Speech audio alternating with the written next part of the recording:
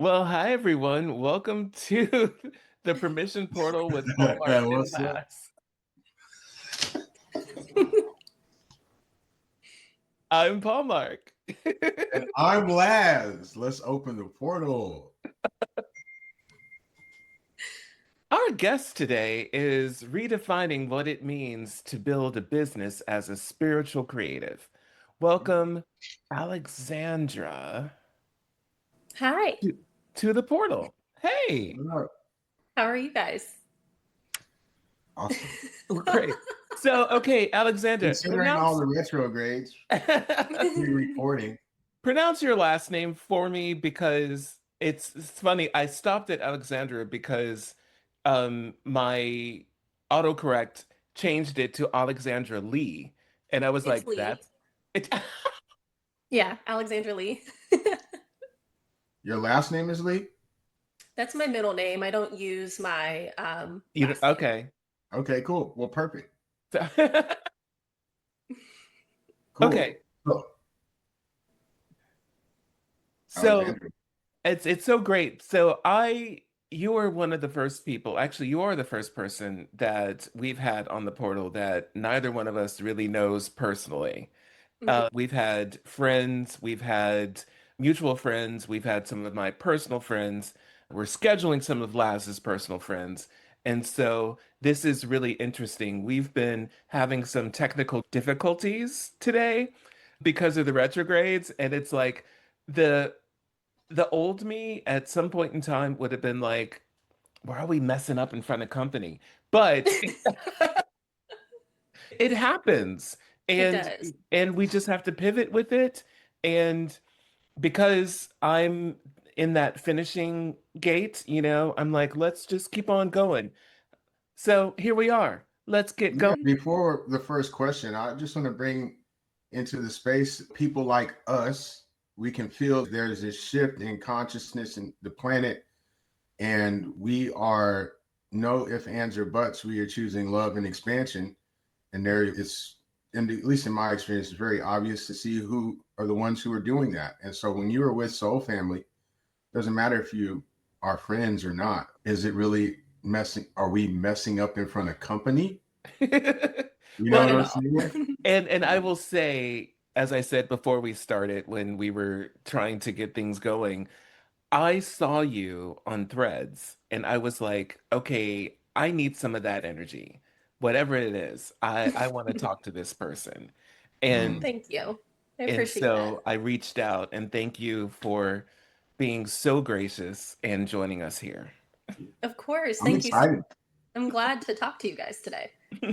Awesome. So, Alexandra, what kind of clients do you work with? I work exclusively with spiritual entrepreneurs, creatives. Some of my clients are like, I have a few people who are herbalists, they have apothecaries, I have people who are death doulas, I have people who just like they're starting businesses for the first time. I have people who have multiple six-figure businesses and they're just trying to figure out how to scale, but in a more soul aligned way because they've had multiple business coaches over the years and they're tired of the one size fits all strategies that people try to force onto them because I don't do things my way. I figure out how your soul wants to operate and grow a business. And yeah, so those are my kinds of clients: creatives, spiritual entrepreneurs, healers. I Excellent. So love hearing that. your bio says something about energetic architecture. What does that mean? So energetic architecture is like your soul's blueprints. Your soul, you have four of them. You have your astrology, you have your human design, you have your destiny matrix, and you have your gene keys. And those all kind of work together in a way to kind of tell the story of your energetic architecture, the way that you were designed, the way that you were built. First time I heard of Destiny Matrix. How long have you been doing this sort of work? I started with astrology and human design. I've been doing astrology, like I said, I think before, since I was 16. That led me into human design. I started learning that around like 2021, and then slowly started Destiny Matrix, numerology, gene keys, and I just became really fascinated with all of them. And I love seeing how they all find ways to like intertwine in a way. Mhm. And you use them for different things in a way as well. Like Destiny Matrix, I do for timing. So when I first onboard a client and they're like, I want to do X, Y, and Z, they have huge goals. They are like, I want to be a New York Times bestselling author. I want to, you know, open up this huge business. I want to win a Nobel Peace Prize. I don't freaking know. Whatever they tell me that they want to do, I go into their Destiny Matrix and look to see. Because if you have a desire, it most certainly is in your soul's plan. Desire, there's I think it's either Latin or Greek. There's a root word in there, which is like desire means of the Father. So if you have that desire, it's automatically destined from you. It came from God. It came from Source. And so when you have that desire, it's always meant for you. So from there, I take a look into what your soul's plan has mapped out for you and when is the most likely time in which that would come to fruition. And we can start reverse engineering and work from there. We can also find ways to speed up the timeline. You do that with things like neuroscience and subconscious reprogramming and things like that to kind of draw in that timeline a little quicker too. So, what exactly is the Destiny Matrix? It's kind of like numerology in a way. So it uses like your birth date numbers. You don't need like the time you were born for that. It goes based off of your birth date. So you do So, that oh, and is, go ahead. is that like your destiny number in numerology? Yeah, and then they Okay. have there's like a whole chart that you Okay. get and you have like your center number, but then you have also like your money line, your heart line. There's like your generational lines for like your mother and father, and you can learn so much and it tells you what codes will be alive during whatever age you're going through. Oh, So, Where has snap. this been all my life? I came across it randomly, and I have this little quirk where if I find something and it's interesting to me, I Mhm. research it into the ground until I basically give myself a PhD in it. So So, are you an investigator pretty much. in human design? An investigator, I'm A a one line? generator. I'm a 3-5 generator. A 3-5. Okay. Yeah. That's the great life experimenter, I think. The experimenter. Yeah. Yeah. So I just do shit. Well, you are the F around and find out, which is Yeah. the three, Yeah. and and the prove me wrong, which is the five. So Yeah. you're like, Okay. Basically, F around and find out is like my life's motto. I also yeah. have a Sagittarius North Node. So, Oh, you know what? Sag rising, ooh, Gemini love that. moon, Sag rising. Gemini moon as well. I love a fellow Gemini moon. I wish I knew what that meant, but Mhm. I don't, not yet. So I think I may know, but I want to be clear for everyone. Which one came first? Astrology, human design, gene keys? Astrology. Astrology is That when you're very, 16. very ancient. Okay. And so they build upon each other. It's interesting because I remember, and I've shared this story on the podcast, and Laz knows this. My first human design reading, I was like, can I be anything else? There were so many Yeah, you did things. see it. So Idia did my first one, and you weren't there. It was the Condor before you came. Yeah. And Idia did it, and I was there to talk about spiritual hygiene.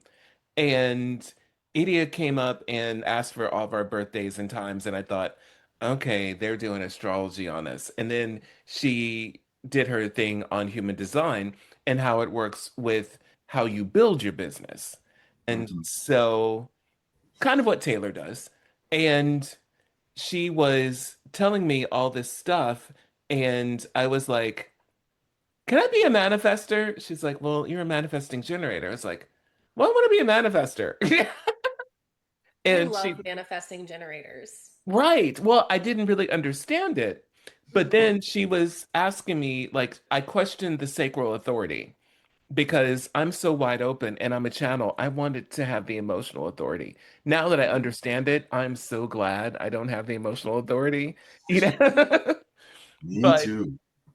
I have emotional authority. it's You- That's funny because I'm the only one in the house that is my wife, my daughter, and they're both Manny Gens with emotionals, and my son is a projector with an emotional. Mm. You got to let the emotional wave die Yeah. down before you can make a decision. Hmm. Hmm. Because I get all excited. I'm like, whoa, an idea. And I'm like, okay, calm down, chill out. They want to go window shopping. I'm like, y'all go ahead. I already know what I want. And That's a and four that's hour trip I'm good on. well, you know, it's really funny because I used to shop, but I would go shopping with a purpose. And Mhm. I could literally, like back in the day when people would actually go to the mall, you know, because now everything's outdoors and most stores are standalone. But I used to go to the mall and would like start at one end and work my way, you know, on the first floor all the way down and back and then up and then all the way down and back. And I could like, I would just walk into a store and then scan it and be like, nope, and then keep on going.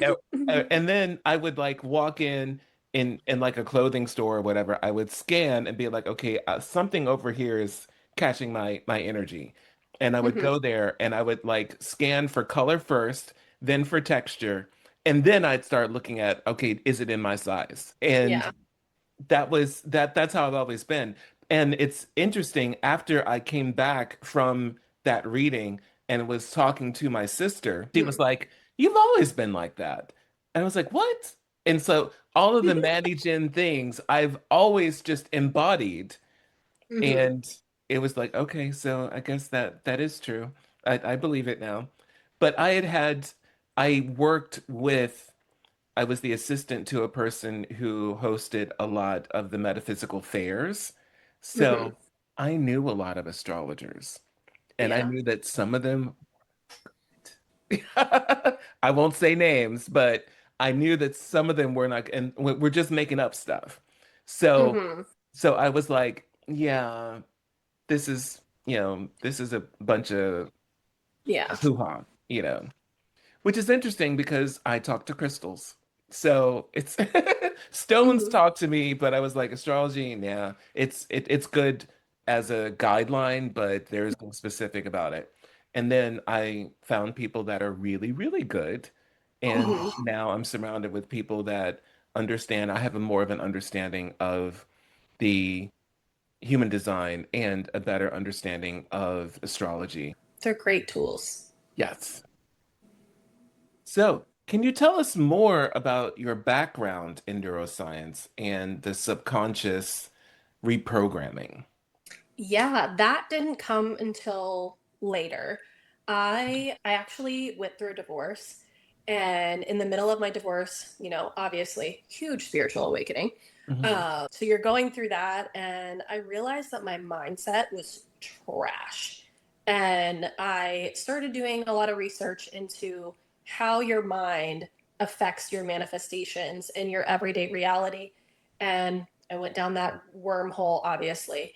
And I started like learning how language affects your reality, affects your brain. And through that process, I got certified as a neurolinguistic programming practitioner.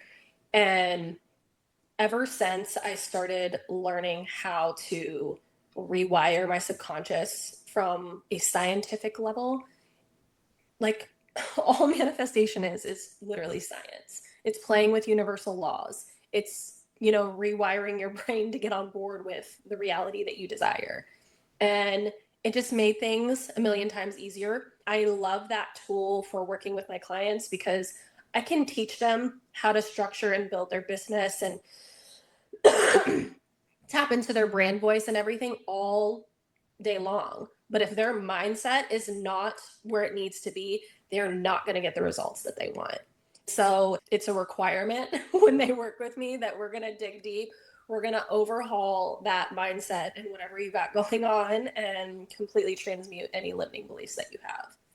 We just got a good soundbite right there, Lass. Well, hey, you see me clapping. Yeah. Because I don't coach business people, but I've coached fitness people, fitness folks, and it's the same thing. It's no longer it's a requirement. Mm-hmm. It is, because they're not going to get the results that they want. And then they're going to be like, I wasted my money. No, you didn't waste your money. You did the 3D stuff, but you didn't do the energetic stuff. You didn't do the stuff to get like your mind on board. So, and follow through is so important. So that's usually the area where my clients hate me the most, because when we start digging into that stuff, like when we dig into the universal laws, especially the law of reflections, they hate me. Like, law of reflection states that anything that you feel like somebody's doing to you is actually how you're being towards yourself, or how the situation's being towards yourself. And that works for people whenever they manifest something big or positive. All of a sudden, they're the creator of their reality. But when it's something bad that manifests, they're like, all of a sudden a victim again. And I'm just like, you created that as well. And all of a sudden, you're victim shaming. I see that in spiritual circles all the time. Oh my and gosh. It's like, well, hey, good or bad, whatever you're having, you signed up for the lesson. You did. And until you can take ownership of it all, you do not have your power. Exactly. So. And that's somebody and be like, I ain't the only one that said it. Exactly. Yeah. Yeah. So how do you help businesses scale up? Oh, there's so many placements that you look into with that. First and foremost, I just like to sit down and talk to them and see what they're currently doing, listen to what their problem spots are. Sometimes they know what their problem spots are, sometimes they don't. Sometimes they don't even know who their ideal client is. Sometimes they don't even know how to talk to their ideal client. Sometimes they are trying to do what Sally and Susie are doing to scale, which is just push numbers, push content. And I'm just like, I would much rather you post 3 solid pieces of content a week than to just plow people with content every single day and it not be resonant. I wholeheartedly believe that when you tap into your authenticity and you put in the right systems and strategies to make your business work for you, like I'm big, like even though I'm spiritual and energetic, I'm big on systems. I'm big on automating things. I'm big on sales funnels, tripwires, little mini upsells in the process of them checking out. There's little things that you can set up so your business just continues to run and run and run, but in a way that is aligned with your design. So that way you're not getting chaotic. Also, aligning your launch schedule to your energy, which is hugely where human design comes in. So are you doing group consulting or is it private one-on-one? Right now it's private one-on-one. This year I'm planning on more group programs and a signature course. So right now I am maxing out my one-on-one containers I'm only taking on, I think, 8 clients total, because I need that, time freedom to build the group programs and stuff. But my one-on-one clients get extremely individualized one-on-one experiences. I only have like 3 spots left for one-on-one for the year. So excellent. Yeah, that's cool. So what for you, What is what does success look like? Alignment with my truth, alignment with my authenticity, feeling like I am in my highest expression while helping make the world a better place. My goal going into, because I have a crazy story about how I had a whole career in IT program management. You would not think that from me, but I was in program management, got fired from my job, full send into entrepreneurship. And I mean, I kind of knew my career in IT program management was coming to an end because when you go through your spiritual journey, you start to be disconnected from like your corporate job. I was sitting in front of my computer, I couldn't do it anymore. Like my body was frozen. But anytime I was on a client call, I lit up. I was the most energizing thing ever. So I think for me, my goal, my success was always to show people another way that you can live in your purpose and it not be a struggle. I'm trying to break the whole broke spiritual entrepreneur kind of thing, stereotype that people think like if you want to be a Yeah. spiritual entrepreneur that you have to be broke. Oh, No. no, please, The most no. the Oh, most distortion. spiritual thing that you can be is abundant. Yeah. Live in the So abundance. Yes. I think Yeah. that's what success is to me. Fire. And how are you setting goals for your clients? Or do you have a specific intake process? I do. I have a really I used to do a questionnaire, but now I just like to jump on a call with someone. I want to learn about what their goals are, not just tangible goals, but like energetically. What do they want their business to feel like? What do they want who do they want to become through this process? Because I'm not just helping you build your business, I'm helping you become the person who can hold it and continue to grow it. Because there is an expiration date for working with me. I'm not one of those coaches where I feel like you have to be with me forever. I don't want you to become reliant on me. I want you to grow, blossom, and fly like a little butterfly. There you go. It's about talking to people and really feeling into their goals. My intake process and how I help them set goals is unique to the individual. It's pretty much intuitive. And from there, we structure out a plan. So what's coming up next for you? My signature course is coming up next, lots of group programs. I'm also writing a fiction book. So I'm just in the process of looking for a literary agent, Okay. crossing into the fiction territory. I'm a writer by heart. I have No. a English literature degree. Okay. So love writing. You can probably see that in a lot of my content. I do a lot of storytelling with visceral Beautiful imagery. storytelling, by the way. Thank Oh, you. So yeah, that's what's next for me. Okay. that's beautiful. You remind me of another 3-5 generator, or she's a managing that I know who's great at writing. And cool. So if you could give our audience permission to do something, what would it be? To do the thing that scares you, because that's going to be the thing that opens up the door to your wildest expansion. I know there's something that's sitting there in the back of your head too when I say that. The thing that you've been avoiding, the thing that's going to scare you, but you know it's going to grow you exponentially. Mm. Excellent. Well, thank you for joining us here in the portal, and thank you at home for joining us. Please like and follow so you can find out when we have new content. Check out our links in the description. My links can be found at by Paulmark, B-Y, not B-U-Y, PAULMARQ.com.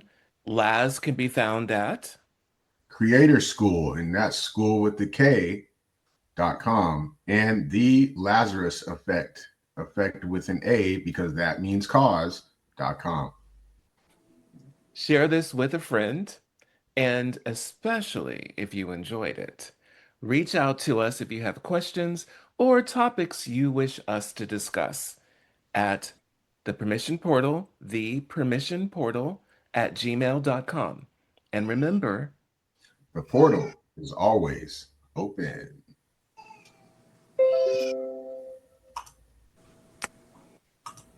Yay. done. Got this.